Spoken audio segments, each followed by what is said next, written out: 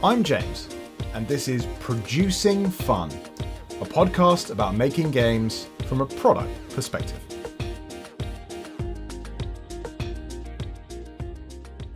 Welcome to Producing Fun. My guest today is David Digby, a game designer and specialist developer of solo modes for a number of popular games. I first met David a little over 3 years ago at HandyCon, a small UK gaming convention taking place in the southeast. At that time, he was demoing multiple game designs of his own creation, as a hobbyist designer on the UK convention circuit. Since then, he's become a fully paid professional part of the industry, with a frankly incredible 8 solo games already under his belt. If you'd told me 5 years ago that it would soon be someone's specialist job to make one-player versions of existing board games, I wouldn't have believed you. Solo gaming isn't something I even discovered until very recently. When I first found out about it, I was incredibly skeptical. After all, if the primary benefit of playing board games is that you get to enjoy a collective real-life experience with friends and family, what's the purpose of playing what essentially amounts to a $40 deluxe Sudoku set? Especially when many of the best video games are already powerful, high-budget solo experiences. But it turns out my past self was wrong. Solo games are booming, and having now played multiple games solo myself, I get it. A lot of these solo games are way more enjoyable and fun than old-fashioned puzzles, and they fit a particular niche that makes sense when you understand it. After all, these games are beautiful objects, and beautiful objects are just fun to interact with. They give many of the same pleasures of video gaming, but without the same powerful dopamine loops that make those kind of games addictive. They don't steal concentration in the same way, allowing people to play more safely when looking after small children. And let's not forget, the solo modes of multiplayer games let you play one of your favorites when there aren't any other players around. Something especially useful in recent times. All of this, and the intellectual challenge of creating a compelling solo mode, is a big reason I ended up putting one in Magnate, the solo mode I actually got David to consult on. The commercial arguments are increasingly strong here as well. Publishers claim that putting solo modes in games is uplifting their commercial prospects, perhaps by as much as increasing a Kickstarter fundraise by 10%. Now, when games don't have solo options, people will vocally complain in a way they would never have done before. These factors make a job like David's, at one time, impossibly niche. A clear, well-defined industry role with a clear contribution to the bottom line. So it was a subject I felt absolutely compelled to cover on Producing Fun. What results is a conversation with incredible practical value. David is a no-nonsense, open-book character, with a clear view on what works and doesn't work in the realm of solo modes. His considerable track record, developed in no time at all by dint of his own furious productivity, makes him a voice really worth listening to. If you're designing or publishing a solo mode, I implore you to listen to this episode. You can make no better time investment here. We join the conversation just as David is explaining the auction system for the Martin Wallace game Tinner's Trail, a recently republished game that David designed the solo mode for. One of the things that we've done in the redeveloped version and the new version is the way that we've introduced the card play into the game, where previously it was roll some dice, get some stuff, congratulations, you've rolled high, well done you. There's now an element of card play and hidden information and the value of information. Yeah, I know what's going to be in that area over there. I'll auction that for 5. Oh, what does he know? He knows about it. All right, well, it must be good then. 7? No, it's rubbish, but I've just made you pay 7 for it. Oh, interesting. That sounds like quite a big departure from something that was just pure dice orientated for the sort of for resources originally. Yeah, I mean, the way that we've added, it's very, very much Martin's concept, but the way that we've used card play to add in hidden information and give hidden information of value into an auction game was really interesting. And I was then able to use that card system. The fact that I had cards and we were going to use cards meant that I went, okay, well, now I can make this work for any play account because I can use the same card system that we're using to deliver some hidden information or partial information. I can use that system to make auctions work with 2 players. And if I can make it work at 2, then I can make it work at 1. So that helped a lot in terms of designing this 2-player and the 1-player version. Oh, yeah. Without the card system, it would not have been possible. Why is that out of interest? Why can't you just adjust the number of dice or something like that? Well, it's the auction thing. How interesting is an auction between 2 people? Very dull indeed, generally. It's just not very exciting. But by introducing a card system, what we had here's a little bit of information about this area, and the minimum price is 4. Oh, Ah, okay. So I've got to bid at least 4, but I only know that much information. Now, that much information is good information, but what if the rest of it's rubbish? Is it really worth 4? Yeah. Right, okay. Now, alternatively, I can play my card and then I know 100% of the information, but I'm setting the minimum bid price, or I'll gamble and I'll just draw a card from the deck and see what I only have that partial information. So that was the real key to making that work.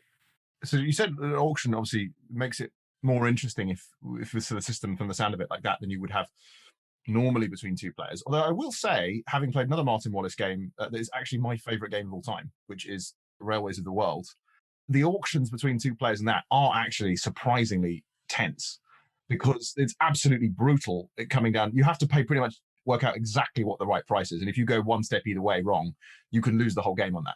So it can work. But what I'm really interested by is how you manage the auctions then in one player, because there isn't. Is there an auction in a one-player mode? Yeah. Ah, okay. Curious. Tell me a bit more about that. So one of the things that's in the original version of Tinner's Trail is there's 3 resource dice with different dice distributions. Right. And whenever you get a mine, you roll those 3 dice and you go, I've got that much copper, that much tin, and that much water. So you've got 3 asymmetrical dice with different distributions and different values between 0 and 4. Oh, look, I've got a variable auction system that works between 0 and 4 because I've got these dice. So what the bot does is that it takes the information that's on the card and goes, right, okay, that's the base value. And now I'm going to bid a certain amount based on the roll of a die. Now, which of those asymmetrical dice I use depends on how valuable the bot assesses to be that particular area. So if it goes, okay, well, the information I have available says that the area is worth this much, and it's next to one of my other areas, that's good, and it's got lots of things in, okay, I'll quite like that one. I'll roll the blue die, which rolls higher numbers, and that will be added to my minimum bid. Oh, interesting. Or it goes, I'm not fussed by that, looks rubbish. I'll roll the white die. Interesting. Which has got a much lower distribution of it. Interesting. So it still sounds like that makes the AI rules quite complicated for the which die to pick. Yeah, it's not simple. I mean, there's a table that basically says if this pick that, if this pick the other. Right. It's a flowcharty game. Yeah, it makes sense. I mean, it's an auction game. It's a Martin Wallace game. It's a fairly intense sort of 60 to 90 minute Euro game with spatial awareness, with different things have different value to different people. The solo mode for that was never going to be flip a card, do a thing, move on. Right. Yeah, that makes a lot of sense. That makes a lot of sense. It was always going to be flip a card, look it up in the rule book, work out what this rule is, then don't do that, then do this. If don't do that, then do that. If do this, do that. Okay, that one. It was always going to be like that. That's interesting, isn't it? I think that immediately makes me consider the limits, I guess, of what you can do in terms of keeping certain parts of solo mode simple, I guess, right? In the sense that, is this quite common then? That you have to just accept a certain level of kind of flowchartiness? It's very much dependent on the game and the solo experience you want to create. You have a design budget or a creativity budget. This is how we look at the sort of solo design things, is we go, well, okay, how big's our creativity budget for this solo mode? Or how big's the design budget? Great. It's a Martin Wallace game. It has a heavier audience. It's a fairly heavyweight Euro. It's been out before, so people know the nuances of the game. They know how to balance the economies and things. Okay, well, our budget's really high because we can pack all of this in because what players want is a really realistic and interactive experience, and they will cope with a heavy rule set. Flip the scale on its head, Dice Theme Park, another Alley Cat product, kickstarted in the same period, also has a solo mode, solo budget, solo design budget, tiny. Because it's a much lighter game, I assume it's the same kind of weight as something like Dice Hospital. It's a much lighter game. It's heavier than Dice Hospital, but not by much.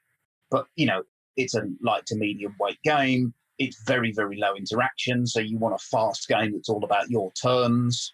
We ended up not using an automated opponent, even though I built one, but we chose not to use it. We went for a challenge-based system where you're completing certain goals and jumping through certain hoops so that the whole game is based on your turn, nothing else, because the design budget was so small.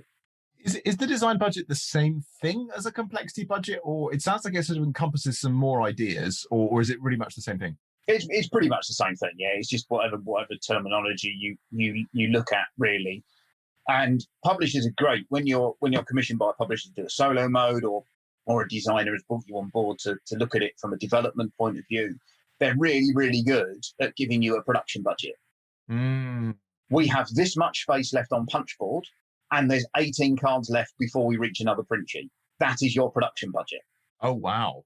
Cool. Okay. Well, I'll work with 18 cards and a couple of inches square of Punchboard. That's cool. I'll work to that. No problem. There's your physical limitations. And publishers are really good at being able to give you that limit because they know it all. Because, you know from yourself, from a publishing standpoint, you have to plan within those very tight margins. 2 extra tokens and suddenly the whole thing falls apart. And I don't think a lot of people really appreciate how careful that balance has to be for production. Well, I mean, that's a really good point, isn't it? I mean, you raised, for example, things like tokens or cards there. The way that cards are printed, for those that don't know, is that you have a certain sheet size, which is like a standard for a different kind of size, like whether it's a poker size or a bridge size card. There's X number of cards on it. You go over the sheets. That actually means you have to buy an extra sheet, effectively, of paper, which means that the very practical problem of an extra sheet of paper, just one card on, is monstrously inefficient, and it's going to cost you way more money. It might not cost more in setup fees, but it's going to cost you more in terms of per unit production cost. That's really fascinating because that's what you get is a kind of super exaggerated version of what everyone in games is facing. So we've got a few projects in the pipeline at Knizia Games. With all of those, obviously, we think from the very beginning about production constraints in terms of components. Like there's certain things you can and can't do.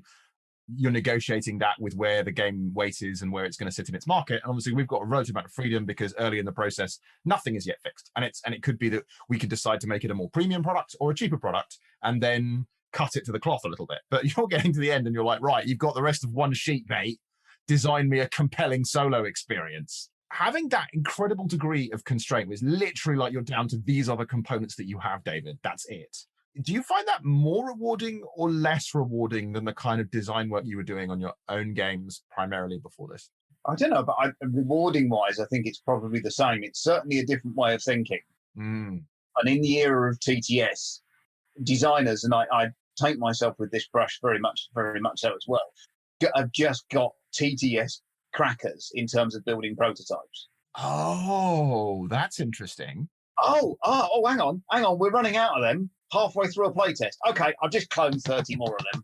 Oh, yes. Brilliant. Okay, that's no problem. Yeah, but that's just cost 18 pence per copy. Yeah. And then you get to the end of the design process, or not the end of the design process, but a point within the design process where you go, cool, right, I'm ready to write a sell sheet. And you go, oh, bother, that's got a production cost of $30. I've just designed a $95 light filler game for families. Yeah. That's not going to work. That's so interesting because I don't really use TTS for prototyping, to be honest, because I've been very fortunate that obviously Jara and I have been continuing to work together, and most of the projects we've been able to do are perfectly happy testing at like 2-player count. And it turns out the rhythm of this whole situation has meant that when we've needed to test with more people, we've actually been able to, in terms of the timing. We were very fortunate in that sense. So I've kind of avoided using TTS for any prototyping of my own prototypes, although I've played other people's. And I'd never considered that before, that actually there's a real risk that it actually makes it easier to become a bit lazier and not think about that real world constraint. Whereas if you have to go away and print something off your printer and cut it out, your monkey brain almost is a little bit like, no, this is bad. I don't want to do this. This is like extra crap. This is wrong. I'm being confronted with how this doesn't make any sense. I think that's where I might have a slight advantage, is that I am so rubbish with computers that it takes me as long to do something on TTS as it does in real life. When I design a game that's got 58 Polyonimo tiles in it, it takes me as long to draw them in InDesign and get them to work on TTS as it does to cut them out and glue them onto Mountboard.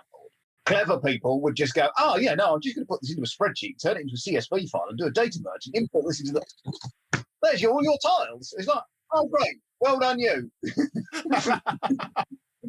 Yeah, it's that very constraint has actually benefited you here. Not actually feeling too confident with using all the tech has actually made you much more resistant to add random extra bits of crap into things. Yeah, because it takes me so much time to do. So you said it's not necessarily more rewarding, but it is different.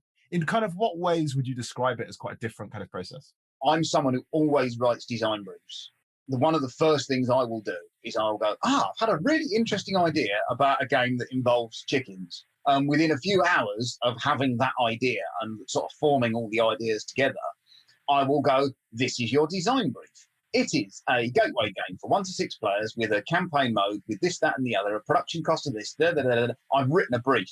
And then whenever I'm doing play tests and whether I'm doing development, and especially when you're doing the sort of early style of play tests where you're just getting all the feedback ever from everyone and writing it all down, is that you can kind of go, that feedback doesn't fit my design brief. Gone. That feedback fits my design brief. I'll pay attention to that. You've got some sort of constraint that's keeping you sane, because if you have nothing, then where does it stop? Suddenly your like family gateway game about chickens has got 480 miniatures. Exactly. Yeah. Because someone told you you'd make more on Kickstarter if you put miniatures in it. With like different, like a cyber chicken miniature and maybe like a huge Cthulhu chicken and a few other things like that, all made in resin. Something. Yeah, Cthulhu chicken, the miniatures legacy game, and suddenly you've just gone, whoa. Yes, the £20 family light game has turned into that. I think working within a constraint is a good thing for designers to do. And I think that's just magnified when you're talking about solo design. Sometimes you get complete carte blanche. And at that point, you sit there and you can kind of, there's the element of sitting there and feeling a little bit lost, as you can kind of go, oh, I can do anything. Well, I'm going to have a massive, great big dice tower-like construction that's made out of punch board and 48 cards and a triple layered player board. And then you just go, no, Pillock, just use 12 cards and a dice. So that way it kind of keeps you very reined in. And so actually it's not so different in the sense that you as a designer anyway of your own games are creating quite a tight brief for yourself. I mean, I find that really interesting. It's something it's what I do as well. What I tend to do is we tend to write a brief quite early. We'll have like an exploratory phase before we actually tighten that up completely. And then we obviously tighten it down quite a lot because I think it's very helpful to do, just to provide some constraint.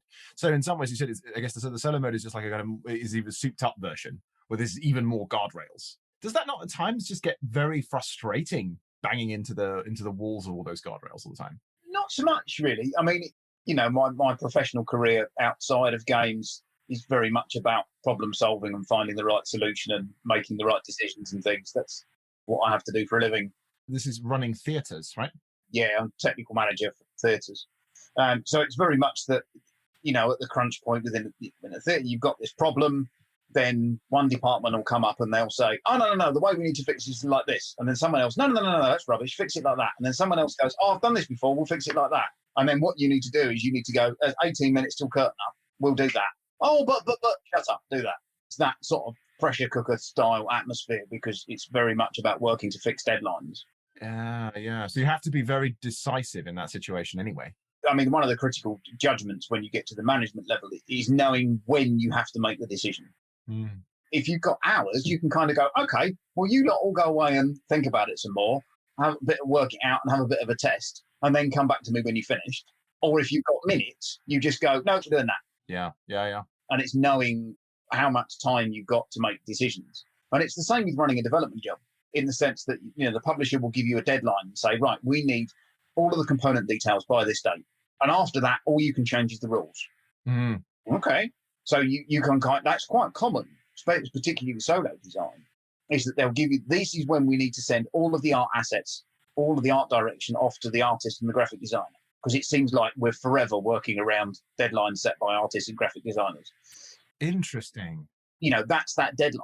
But after that, you've got another 6 weeks where you can completely change all the rules if you want, provided you've used the same art.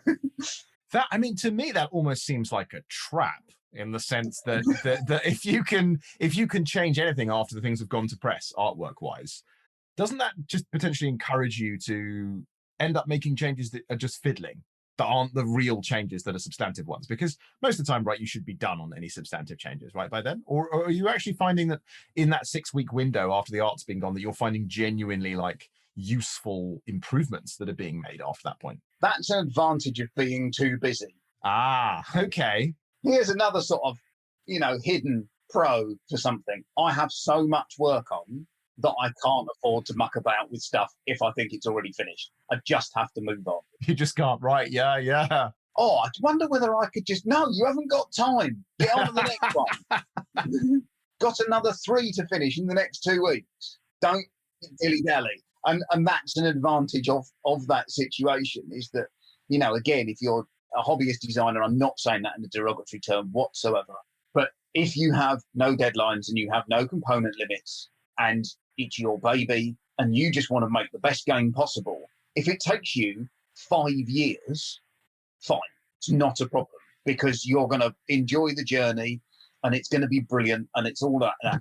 If you're paid by the hour to do a job professionally to a deadline, there is a completely different way of working. Yeah, completely. And that makes you very efficient. But the way that a lot of the solo design stuff is done is it's a commission. So the faster I do it, the more money I earn. Now, that doesn't mean I'm going to rush it. And it does mean that certain projects you go back and you go, eek, when you look at the time that you've spent on them and what you agreed to do it for, you go back and you go, oh, that wasn't very good per hour. Yeah, that's not an earner. No. But you have to be completely happy with the products that you put out. If you give me a kind of approximate number, how many per month then at any one point are there games that are in your pipeline of those kind of things you're working on? Solos. Yes. There's 8 on the list at the moment. It's 8, and that's 8 live projects. Whoa. And how many have you actually developed so far in total? In the last, well, I mean, because it's the last couple of years, isn't it, primarily, that you've been working on this? Yeah, so I did Chocolate Factory was the first one that I designed in February 2019, I think. I might have got that wrong. But that's where all this started. I think I've hit double figures of games that have either funded on Kickstarter or are published. Oh, wow. Because, I mean, if we were comparing that to, let's say, someone who was designing games, I know there are obviously some people, there are like certain big names that we all know that are insanely prolific and they make loads of full game designs. But generally speaking, I can't imagine that almost anyone would be able to produce that number of normal designs in that time. No. I mean, David Turtsey is a machine. Oh, yes, he produces loads, doesn't he? Yeah. He's full-time within the industry. He works incredibly hard. He's great. I mean, even if you just had a conversation with the bloke, you can imagine how fast he works at things. Yeah. Oh, having had a conversation with him about solo modes, I know exactly what you mean. I can tell when I'm in a development chat with David, and you know when he's hit that sweet spot. He's found that perfect bit of design mood. And your phone cannot keep up with the notification rate. There's a constant buzz and rattle along the table, pretty much. Bing, bing, bing, bing, bing, bing, bing, bing, bing, bing, bing, bing, bing, bing, because it's just this phenomenal stream of really creative, really high quality stuff. So, you know, he's kind of the exception to the rule. And David can design, has the advantage, does a lot of co-design work. Well, he designs a lot of games as well as solo modes, right? In my understanding. Yes. Yeah. But I'm talking full game designs, and they're big, heavy games. He doesn't design much. They're enormous, like things like Anachrony. Yeah. Anachrony is light in comparison to, you know, your Tekenyus, your Twatty Natty Tiny Zoos. You know, these games are big. Right, yeah. You know, Voidfall, Perseverance, they're all, you know, the Mind Clash titles are huge. I would guess that David does maybe 6 a year. Right, yeah, makes sense. Solo modes, I would imagine he triples that, if does not quadruples it. Right, okay. It's like writing a focused module that sort of sits on top of an existing game. That isn't just like how they come across. That's actually that's what the development process looks like for it, basically. Yeah. That's really interesting, because one of the questions I was going to ask you was what it was like working with Martin Wallace on this. And I can imagine, you know, you're going to step on his toes creatively. But it sounds like, to be honest, it's almost a completely downstream process. You've got the very, very fixed constraints, and then you're working within that. How much are you able to negotiate back the other way with Martin Wallace on how things should work? Martin was very easy to work with. Oh, fantastic. A lot of my brief came from Alicat as the publisher. So they said, okay, we're reprinting Tin Australia. Cool. We want it to play. It was originally a 3-player or 4-player game. So they said, we want to expand the player count to 5 and 2 if you think you can do it and it will be a good game. And then they went, we want to reduce the randomness. We want to increase the production quality and have new art, new graphic design. And we want to smooth out any lumps and bumps you feel are there as the developer. That was my brief. And that came from the publisher. It sounds almost for every note, it's taking the product into the modern age in terms of what people expect. Yes. Because that must radically increase the potential market potential if it can service 2 and 1 players and 5 players, compared to just being a 3 and 4 only player game, which is incredibly specific. Yeah. And as you said, the production quality, and I think randomness as well, which is interesting. Seems to be a hallmark of people's interest in a lot of those kind of Euros. I think Martin was happy to get the game signed with a publisher that he wants to work with. We had some initial meetings where Martin explained if he was in the position to be able to redevelop this game, this is what he'd do. He would introduce card play, because when he did it as part of the Tree Frog line, the rule was no cards. And he'd really like to introduce card play into the game. Oh, interesting. And he'd like that to be partially hidden information, partly open information, so that the information has a value and has a warrant within the game and becomes a present element. The developments, which are the pieces that you add to your minds to improve things, don't change these, don't mess with these. They work, leave them alone. It's a very narrow design space. The way that the game is used is that you use work points and you have a sort of time track type thing where the person who's spent the least is first. He goes first. So it says, don't change any of that. That all works. How does the scoring work? Oh, no, do what you like with that. Whatever works, go with it. As long as the intent is the same, you're always better off spending money in the current round than you are in the next round. As long as that intent works and that there is an advantage to potentially having to player and there is an interaction and it's a phase within the game and not just tacked on the end of a round. It had to be a key element. He said, yeah, do what you like, whatever. So, and then Ali Cat spoke about, well, from a Kickstarter model, we'd really like to include some expansions. Have you got any idea for expansions? Martin's answer was, no, just go away and do some research, see what you come up with. But that was his steer, was research the history, research the subject, the thing that the game is about, and design the expansions from there. And that's very much Martin's design ethos and how he worked. So then my brief was to go away and research, and I did a load of research, and then that inspired me to come up with 2 expansions. And then I put all those concepts together and I pitched that to Ali Cat, and Ali Cat said, yeah, sounds fun. And then I had to pitch that to Martin, and I had to sort of explain, look, this is how I'm going to make the 2-player game work. This is how the cards work. This is how I think the expansions would be. I want this expansion about arsenic, which is this highly valuable, very stable resource, but we need to represent the fact that it would kill off your entire workforce because it was pre-health and safety. And this is how I would choose to represent that and how we do it tactfully. And I think the thing that's really missing is the fact that is the skill of the miners and how integral the people were to Cornish mining rather than the bits. So here's an expansion that's all about miners. And Martin just sort of went, yeah, sounds good. Oh, okay. So then, and then the process kind of just elongates. We went from talking to Martin every couple of weeks to talking to Martin every 3 months to here's the finished game. Yeah, it's fine. I find that so fascinating that which bits of the process are the things that obviously he was really keen to say, look, these are the lines in the sand, or the bits that you should really focus on.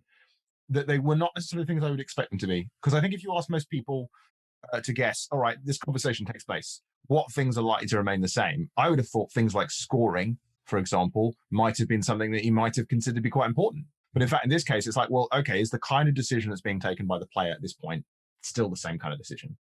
It's just this kind of intent concept. And then, yes, it is. Okay, great. And actually, are you following the history? Yes. Okay, great. But actually, the specifics of the history or how this bit works, not so important. And have you had a chance to work with other designers who are sort of like very well known or quite big names, have got really long track records like that? Have you had a chance to see how their process differs in terms of working as a developer on that? Or is Martin kind of the best example you really have of that so far? I mean, this is where I have to try and, I suppose, answer your question and also pander to my own modesty. If I just sit here and I reel off names, I'm going to sound like a complete arsehole. The name drop your way through. Yeah, I don't mind. I don't think the listeners will mind either. So projects that I'm currently either doing a little bit of work on, or paying a little bit of attention to, or starting out on, or I'm finishing up on, include designers such as David Terzi, Simone Luciani, Fabio Lopiano, Nestor Mangone, Reiner Knizia, Martin Wallace. They're probably all the big names. Fantastic. You're working with Reiner Knizia as well. It's awesome. David Thompson. Oh, fantastic. Yeah. I'll stop. Yeah, so absolutely. And it's really cool, I think, to see inside this, because it's one thing if I get to talk to individual designers and hear about the kind of the process from their perspective. But the advantage that you have as a developer inside this process, I think, is that you get to work with multiple different people and get a sense of how they work. Are there any commonalities, do you think, to the design process that you would say you've seen that is kind of common to the strongest designers that you've worked with? They're all quite different in their personalities. I think it comes back to that sort of project management thing. I think they're all very good at making decisions. You'll sit in a playtest with maybe other big name designers or just really clever people who are great playtesters or great developers. We're not just talking about big names that go on the front of boxes with all these types of things. There's a massive team behind all these projects. Oh, yeah. And you will sit there as a player and you sit there and you play the game and you think, oh, yeah, no, that's really good. And then someone else will give feedback and you go, God, that's really clever. Yeah, that's really, that's really interesting feedback. That's really smart. And the designer will just go, nope, doesn't fit because of this. Especially the Italians, actually. They're really good at knowing what fits and what doesn't within the design space. Now, whether that's because going back to that really clear brief idea, they know exactly where they're trying to get to, so that they're really good at shaping that development process. And they're very quick to go, this works, this doesn't work. But also the range of experience that they've got behind them. And, the fact that they can answer that question really, really quickly because they've had to ask it every couple of months for the last 10 years on 15 different designs. Yeah. They know the answers because they've got that level of experience. I think that's an enormous resource to be able to tap into and kind of sit at the end of a playtest and you're feeling brave enough. You can kind of go, why? When everyone else has hung up and it's just the two of you left on the call as the designer and the developer or the guy who's leading the solo playtesting, whatever it is, and you can kind of just go, can I just take 2 more minutes of your time? Could you just explain to me why you've made this decision over this decision? And it's fascinating to get to unpick that sort of process from these guys who've been, hugely successful. It seems like there's a very strong kind of confidence of vision there, right? It's that sense of being quite sure of yourself in terms of knowing, I've really thought about this. This is what the design is intended to be. So this thing either works or doesn't. And that seems radically different, I guess, because understandably to the experience of most hobby designers, which I think is a good way to put it, because it's anyone who is just starting out, not also had something published, is that I've noticed it a lot, that people are very underconfident about the designs. And they tend to be, the moment any feedback comes in, they're like, oh my God, maybe I should change the game to that or something. And I guess these maybe the biggest single difference that I'm picking up is that these very experienced designers don't suffer from that kind of uncertainty because they have a very deep, clear idea of what the thing is supposed to be. So it's quite clear whether that feedback is either, oh, that is actually quite a clever idea that we could incorporate, or it's, nah, it's not going to work. Yeah, that sounds, well, I guess that's partly just development of experience, but it also to me seems to speak to that confidence being quite important to make the whole process work. Have you ever been interested in designing any solo specific games? Because this has become a thing recently, I'm aware of in market in a way that even a few years ago, I don't think you saw that many solo only games. It's not something I've found myself doing. And I think they're different skill sets. I think designing a solo only game is a different skill set to turning a multiplayer game into a viable solo experience. So I take part both sides of the table, but I take part in the tabletop mentorship scheme, which is a really good scheme. It's run, you sort of do it for a couple of months, and then it has a month off, and then you do it for a couple of months, and that with some different people. And my last mentee was doing a solo only design for a big competition that was about having a $20 max solo only game. There were sort of design constraints, typical competition brief type thing. And it was fascinating to watch him go through that process and how much of the information that I was able to give him and the sort of experience that I was able to impart to him in terms of a solo player experience, which is absolutely critical to designing a solo mode. And it's the question you always ask yourself is, am I creating the right experience for the solo player for this game? Have I got that fit right? That was all still relevant within the solo game, but the mechanisms that you use are different. The way that you kind of structure the game is different because it's not your turn, someone else's turn, or jump through this series of hoops, because that's not the structure of the game. Here's how you win, here's how you lose. Okay, but where's the Oh, no, there isn't any, because it's a solo-only game. Is it any different to designing a get it out of the box, play it, put it away again game with a degree of replayability to a game that's got variable setup? That's got a different degree of skills in terms of what you need to do to be able to design it. And then turning it into a campaign game is a different set of skills. And they're all right. We're looking at very small margins now in terms of the differences between them, but there are differences. I think I'm now relatively confident in my ability to do a solo mode, but in terms of my own design work, I haven't got the itch to design a solo only game. My backlist of things on my drawing board aren't solo only. A lot of them will hopefully at some point have the solo modes, but even with my own designs, I design the whole game and then I do the solo mode. So you're not even actually, even in your own design, despite you've made the solo modes, considering it that much up front, is you're actually following the same process as a developer when you're saying, right, here's the completed game, here's the incredibly tight component count constraint that I've got. I've got one token and X number of cards to work with, whatever it is. And these are the pieces I have. And even in your own product, you're doing the same thing. I find that really interesting. Again, to me, this sort of speaks to the wider experience of this role. And one of the reasons I wanted to talk to you today about being a developer that seems to be rather different to being a designer, because it's the way that you are responding so much to much more precise constraints in a way that as a designer, you are by nature working in a more amorphous world, at least at the beginning, and you're having to define all of the constraints yourself. It's the difference between, being an architect and being a builder. Yeah. Oh, that's a lovely comparison. I like that. You give the architect, you go, there's a piece of land. I'd like a house, please. And I'd like 4 bedrooms, 2 bathrooms, a living room and a garage and a shed. You've got to have a shed. And the architect goes away and he draws it all. And he goes, there you go. There's a house. Brilliant. And then the builder gets, there's a pile of bricks. There's £60,000. There's a load of concrete and there's a time constraint. That's what I want the house to look like. You need both bits. But they're very different. I mean, I think that's very valuable. I love that comparison. It's not one I've heard before, but I think it seems to me to be one that describes, certainly from what I've seen so far, describe that relationship really well. One thing we got from this one is absolute ton of listener questions, which I'm really excited to get to. First one is from Oliver, who asks, what's game solo mode that you worked on that you're most proud of? From one point, we've spoken a lot about Tennis Drone today, and it was such a big project in terms of my career that it's understandable that we've spoken about that a lot. But finally cracking the solo mode for that was quite an achievement because I went through 3 complete iterations. As in, like, basically 3 completely different concepts?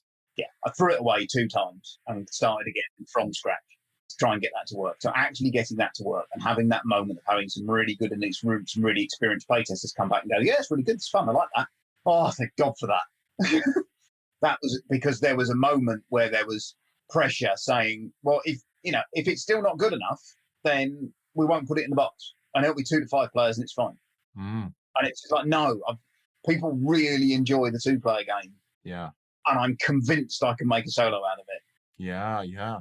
And then the other one that I will mention is Distilled. And I'll do a quick plug for the fact that that's going to Kickstarter next week.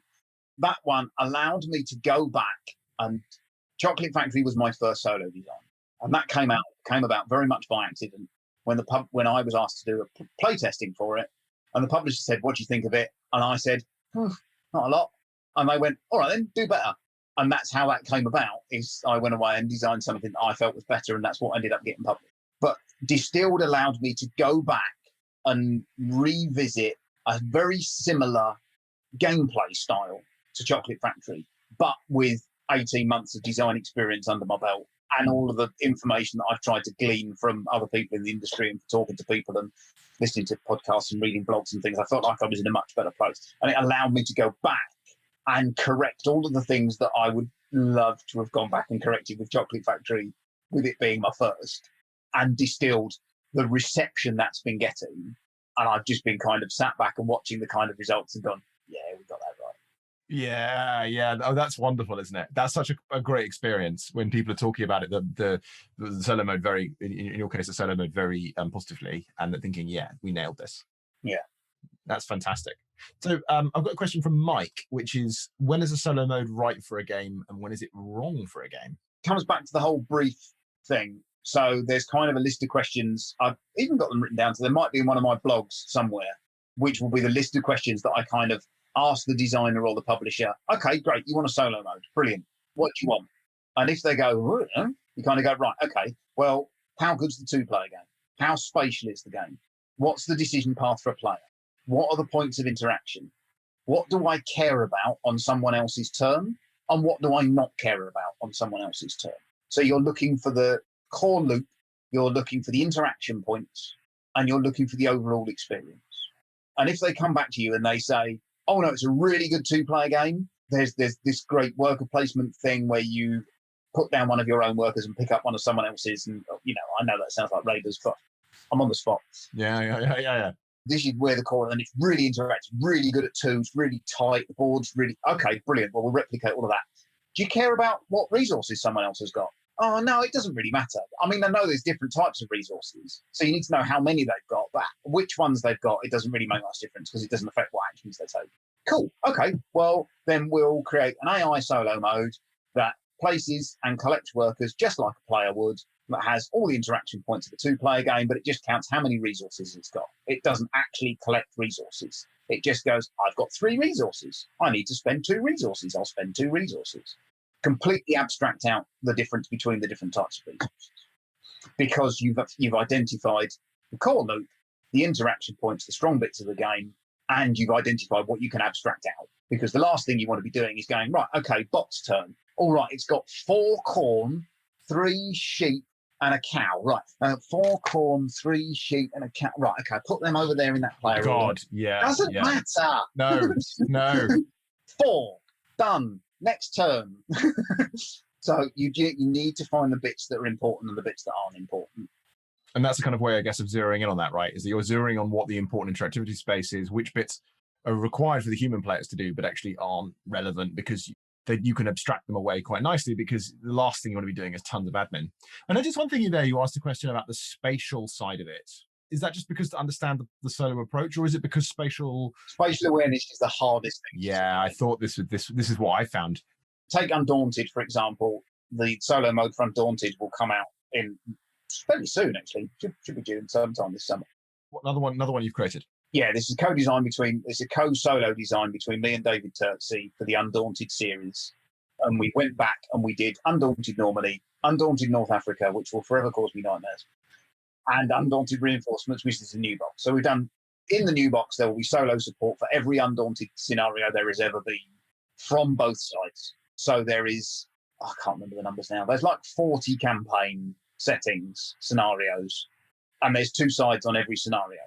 So I've written 80 separate solo games. Oh, because you had to come up with the solo rule set for each one of the scenarios in each of the boxes. For each one of the scenarios, for each side in the scenario. Oof. And is that because there wasn't really a practical way with these scenario-based games to just invent a generic rule that will just work in every scenario, basically? Yeah. If your rifleman always moves forwards and then shoots, there are certain scenarios where he will walk into a river and get pinned down by machine guns and die. Right, yeah, exactly. That's just stupid. Yeah. You'd never do it. But it's the perfect thing to do in the next scenario when he's got to go and capture that flag. How long did that take? About 3 months. When I'd written and I'd gone through all the scenarios and I'd written all the flowcharts, each scenario was about 4 or 5 pages of notes. I mean, without drawing them, it was flowcharts. If your rifleman is here, do this. If not, do this. If not, do this. If not, do this. Get a complete list to follow for every troop, for every side in every scenario. Flowcharts.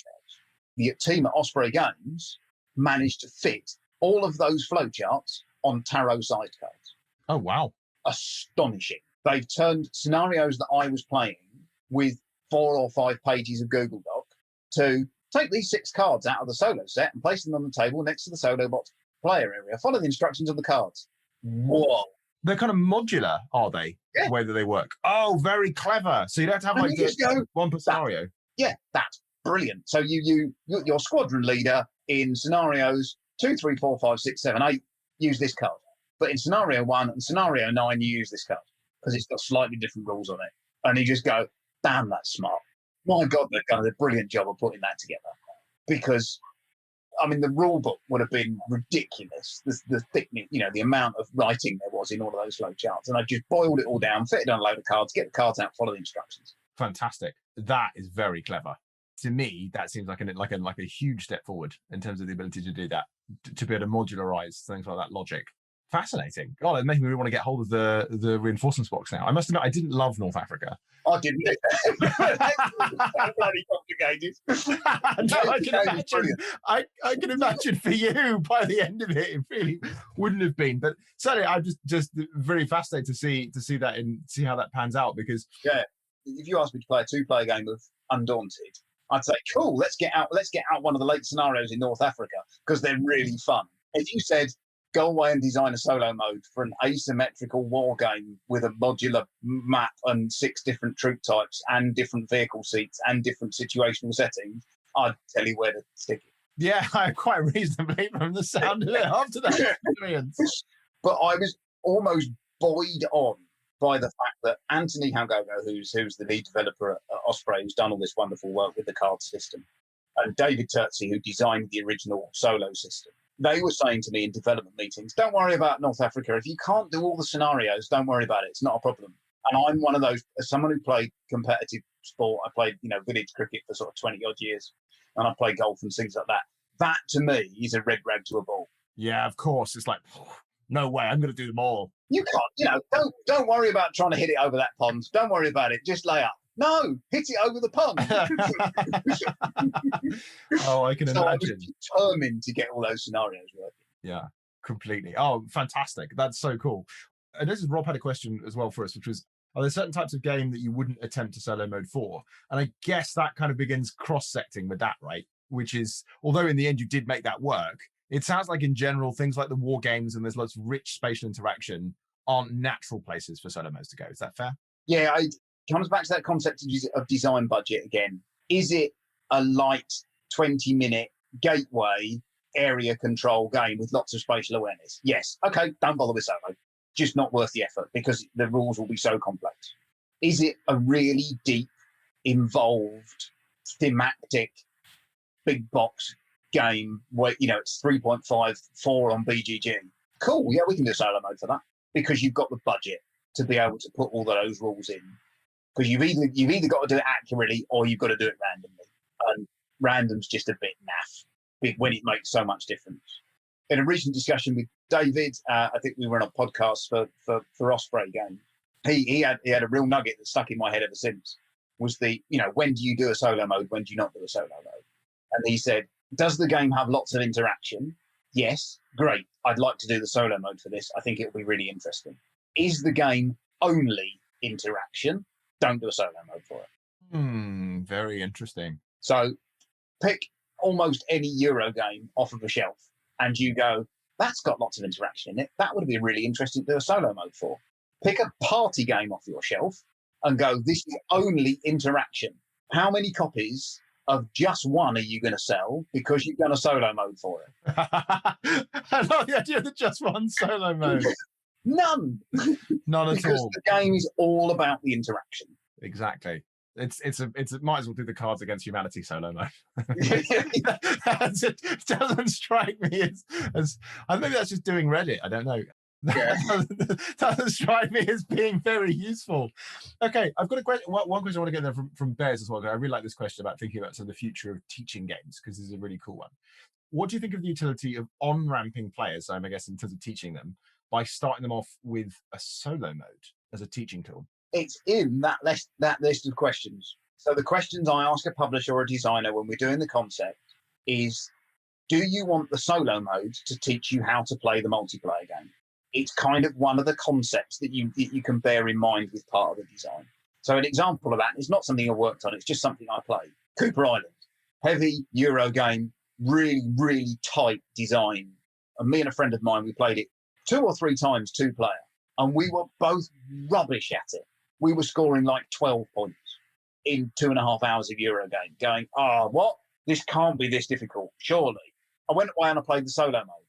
And I kind of went from 12 points to 20 points to 25 points to 30 points to 35 points. I've got it. I've worked out how to play this game because the solo mode taught me how to play the game. Interesting. Not teaching me in terms of put this cube over there and then do this, but in terms of strategically how to play the game, because I watched the way that they had built that solo mode. And I went, do you know what? It's concentrating on 2 actions and pretty much ignoring everything else. And I try and do a little bit of everything. That's clearly wrong. Okay, I need to concentrate on two things, and I need to concentrate on the two things that the bot isn't concentrating on. Got it. Oh no, lost. Okay, I'm going to concentrate on one of the things the bot's concentrating on, and one of the things it isn't. Smashed it. Fascinating. That's how to play the game. Share a strategy with your opponent and have a different strategy than your opponent, and do them both better. And that's presumably something to the dynamics of that game around how competing for effectively a strategy works, that if you don't compete with someone, just let them have everything, they're going to win. They're going to steamroller it. But you also need something of your own that you can fall back on with the interaction. And it was just that sort of, that very slow fade up of the light bulb. It wasn't a ping light bulb moment. It was a gradually getting brighter light bulb moment. But just that level of realization, you can't, right, no, I've got this now. And there are games, I'm by no means a savant at these type of things. Just because I've worked within the industry doesn't mean I win every game ever. Yeah. But there are games that I am good at, and there are games that I'm not so good at. And games that I'm good at, a lot of them will have solo modes that kind of reveal the strategies to you in the way that they work. And therefore, by playing it solo, I will get that hop up, that step up, as you would do where you're playing a game with someone who's really experienced, but they're teaching you the game, and it's a dedicated learning game. And they're really going, no. You don't want to invest in that company right now. What you want to look at is you want to look at the company that's next going to be on top of the share market, that's going to buy this, that's going to do this, that's going to do the other.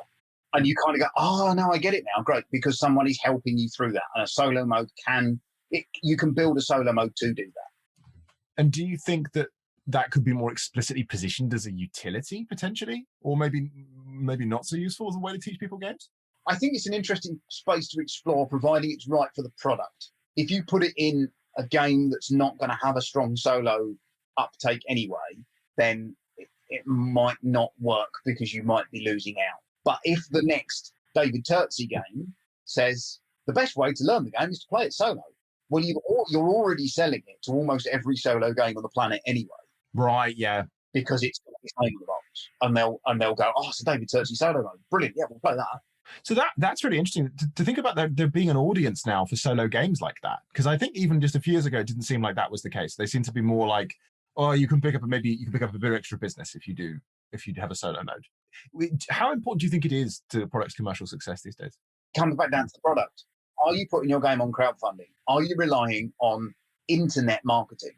Is your game big, complicated, difficult to teach? Then you need a solo mode.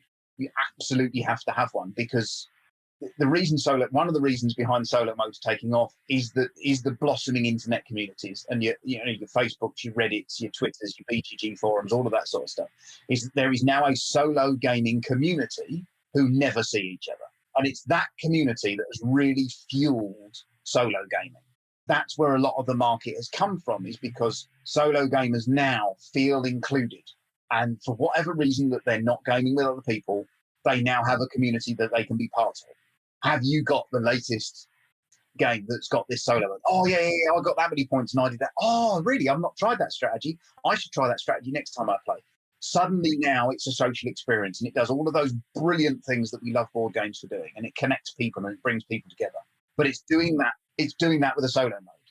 If that's your market, then you really have to look to do it. And we can all see within hours of a Kickstarter launching, if it hasn't got a solo mode in it, and it probably should have one, comment after comment after comment will be, you can do a solo mode. I'm not backing it without solo mode. Oh, you're not including solo mode? Or solo mode in the expansion? Oh, no, not interested. I mean, I don't think that's one of those developments that anyone would have predicted 5 years or 6 years ago.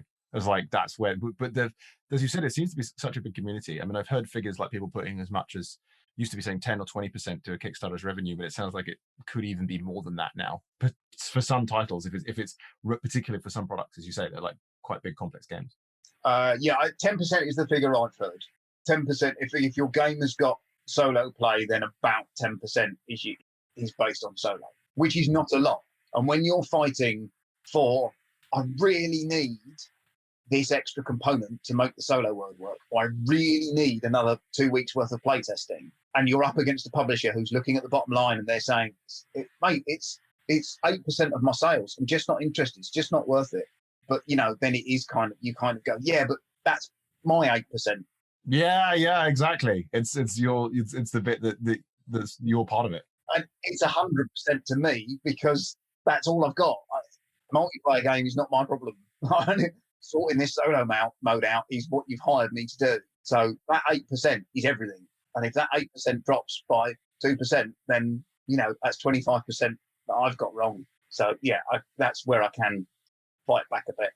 If you're giving any advice to anyone who wanted to get into doing solo development, what would be the best starting place you'd tell them to go? It's a mix between playing as much as you can and learning from them, and try and do that at the same time as designing something or developing something. And you'll end up with this horrible, messy hybrid thing that probably doesn't really work. But that's how you're going to work out what works and what doesn't work. So you could almost go, okay, well, I'm going to get a rondel flowchart mechanism out of Anachrony and a tile method out of Tikenu and a card flip system out of Perseverance. I'm just picking on Terzi games because we've not talked about it for too long. And a small deck system out of this game and a big deck system out of this game. Right, okay, there's 5 different David Terzi solo designs. And here's my design, and I'm going to want to design a solo for it. Okay, well, let's try small deck first. Nope, that didn't work. Big deck. Nope, that didn't work. Rondel. Yeah, Rondel works. Okay, let's try Rondel for a bit. And just kind of discover it. And it can take me a reasonable amount of thinking time. And thinking time's great because I can do it while I'm driving or while I'm supposed to be asleep or out for a walk or whatever it is. Thinking time is easy to find. It can take quite a long time to kind of get hold of that system and go, aha, what I need is 18 cards with this information there and that information there and this, and then you shuffle and you redeal and right, okay, that's the right system for this game. But Terzi just goes, just do this, that, and the other. What? Oh, yeah. Yeah, no, yeah, that's right. I guess he's a special kind of talent, isn't he? That's the thing. That's when you find with people who've got those kind of very unusual just ability to just do it quite naturally, or at least it seems that way anyway. And then for publishers, what are your kind of top 3 tips for them in terms of creating, if they decide, right, well, actually, it really sounds like our game would fit a solo mode if they believe that first, I guess. What are the top 3 tips for them? I'm guessing one of them has to be getting this really tight brief, right? Which is good practice anyway, but it seems like defining that really tightly seems critical for the solo mode as well. Yeah. Just kind of getting that. I would say what you really want to focus in on is the solo experience you want to create. Don't necessarily get pigeonholed into, we must create an AI opponent. It must be an Ultima solo mode. Don't start from there. Get there if it's the right answer. Build from what experience do you want that solo gamer to have? Do you want it to be an experience where there's nothing much on telly and they get it out and they play it on the coffee table and they pack it away and they put it away and it's distracted them for 20 minutes? Or do you want them to turn their phone on to Do Not Disturb for 8 hours and sit at the gaming table and play this until they beat it? What experience do you want that solo player to have? And answering that question will then answer a lot of the other questions for you. But then, it's working out production limitations. Having a limitation and a constraint is better than not having one. Having complete carte blanche can lead to very bloated solutions that don't really need to be there. Playtesting for solo modes is difficult because there is a limit on how much you can playtest a solo mode, and knowing when you're approaching that limit. I'm still learning that bit. I know now when I've hit my limit, but I'm still learning where I leave myself short of my limit. Why do you think it has such a limit to it? Because you get too good at it. You unpick it too much. And the difficulty gets harder and harder and harder and harder and harder because you keep tailoring it to how you're playing. Right. Yeah, completely. And then suddenly you hand it over to someone else and they play it from the rulebook. I mean, blind playtesting with someone playing the solo game in front of you is brilliant. Yeah, that's the gold standard really ultimately for that stage of development, isn't it? And they just get absolutely annihilated and have a miserable time playing the game. And you go, oh yeah, but if you'd done that and if you'd done that then and if you'd done this, that, and you've done that and the other, that's not fun because you've made it too hard because you've played it too much. You need to find the point where you can still go back and test it when you need to. Because if you reach that limit and then you make some changes and you hand it over to playtesters or you get a bit of feedback or something in the multiplayer game changes and it comes back at you, you still need capacity to be able to playtest it yourself. And I have had projects where I've just gone, I can't play this anymore, I'm done, and now I have to go and find playtesters every time I need to playtest something. I can no longer playtest this game. And it's being able to sort of sit below that ceiling so you've got a little bit of wiggle room.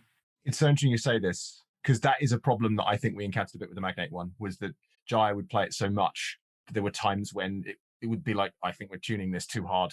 It's going to be very, very challenging to play against sometimes for new players. I guess that's not normally a problem with normal playtesting, because you're constantly playing with new people and you can see how they're managing with it all the time. So you never get this thing of like, this is all terribly easy, because it's not that everyone is finding it easy. There's always someone who's not finding it easy. Whereas on your own, you don't know that you can't see your own skill curve going up, and you're just making this thing tougher and tougher. Yeah. I mean, providing you've given yourself enough sort of moving parts, or levers as the kind of term that we use, providing you've got enough levers within your solo mode, it can get really, really hard, providing you've still got an option to present a base game version. Going back to Distilled has got a developer on it, a chap called Richard Woods, who works so hard, and he's so smart. And I have a huge amount of respect for the work that Richard's done on Distilled. Richard has played the solo mode for Distilled over 150 times. Play rate is phenomenal. I would make a rule change, or I would update some cards at midnight, and I'd wake up at 6 o'clock in the morning and Richard's played it 4 times. And he's found all the problems in it already. And it's just like, well, this is brilliant. Every job needs a Richard. But I obviously had to end up building a Richard mode, because he was beating it on standard difficulty by like 30 points. And it was like, okay, well, I'll just keep turning the difficulty up, turning up until Richard's going to lose. And there's now other people playing that set of Richard difficulty rules who are going, make it harder. No, come up with another variant to make it more difficult. And yet, if you were to throw that at someone who's playing the game for the first time, they'd just go, what? Yeah, how is that even possible? You're asking me to do what? In 7 rounds? You're having a laugh. So, yeah, being able to tailor that difficulty and kind of having nice, clear-cut difficulty levels is quite something that's quite important to get right. Well, I mean, David, this has been absolutely fascinating. I've really enjoyed this, being able to spend that time with you working through this, because there's so many interesting things I think to consider, particularly from a product perspective, which I noticed that your thinking comes around to, which is great. I just want to ask you what we should expect from you, what we should be on the lookout for from stuff that you're working on soon. I mean, you've obviously got 8 things in the pipeline, so that's maybe too much. But bearing in mind that this episode will be out in the middle of July, what kind of things particularly should people keep their eyes peeled out for? Undaunted should be coming out fairly soon. That's the reinforcements box, which will contain backwards compatible solo modes for with the flowchart system for the Automa stuff. Yeah, cool. Yeah, so that's coming out. Tinner's Trail should get to backers. So that was development as well as solo design on that one. Ruthless, that will be quite a quick turnaround. Ruthless has got a new expansion. I think the crowdfunding for that has just finished. They didn't use Kickstarter; they used their own website. That includes a new solo play version for that. Scrumpy will probably arrive at some point. That's got my solo mode in it. That was a successful Kickstarter a few months ago. Distilled, we've mentioned a couple of times. That goes to Kickstarter next week. Fantastic Quests is a product by Think Noodle Games. That's got one of my solo modes in. Then you've got the Alley Cat stuff that was Kickstarted at the beginning of the year. So you have Dice Theme Park and you have Eternal Palace, both of which feature my solo modes. Bright Eye Games are a new publisher, spawned out of some of the people that are involved with PSC, so another UK publisher. They're relaunching a new version of Waggle Dance by Mike Nudd and the follow-up game that's all about termites. They're a straight-to-retail release later this year. They've both got my solo modes in. You know, there's like another 3 or 4 that within the next couple of months you'll kind of find out about and be able to talk about a bit more openly. I think that's great, because what it means is that people can see the kind of result of the thinking that you've put in if they're interested in playing some of your games as well, which I think is always really valuable to connect up the final product with the kind of mental process by which how it was made I think is always fascinating and very interesting for them. So on that note then, thank you again for having a conversation with me. This was really fascinating, and I'm sure everyone will find it very useful when it comes to developing solo games. Good stuff.